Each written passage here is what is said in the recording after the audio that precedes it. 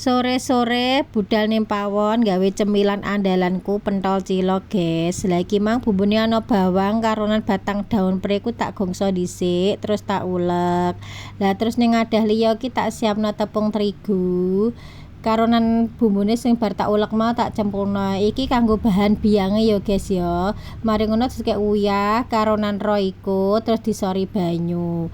Lah menurutku dari sekian banyak resep cilok dan carane masak, iki sing paling cocok ning lidahku. Soale iki masih gak entek tak pangan saiki, dipangan sesuk.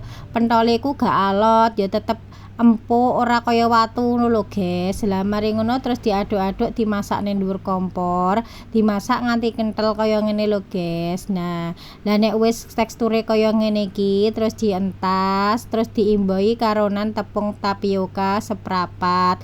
Lah resepe iki 1:1 yo, guys. Lah iki terus diulet-ulet nganti rata, nganti kalis. Lah nek wis didemek gak kanthil ning gone tangan, ku wis siap dipulung, guys. Lah iki mau sisane tak gawe pentol tahu, tapi cumake kok lali gak kerikot, guys. Lah nek wis bari ngono terus tak godhog. Lah nek wis mengapung berarti tandane wis mateng. Terus tak entas tak awor dadi siji, tak dang meneh awor pentol tahuku mau, guys. Lah wis iki terus tak dang ora usah suwe-suwe ya kira-kira seprapat jam sampai 40 menit.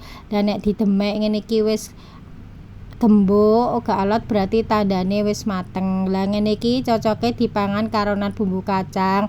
Lagi bumbu kacangnya sisaku wingi pas gawe batagor yo, guys.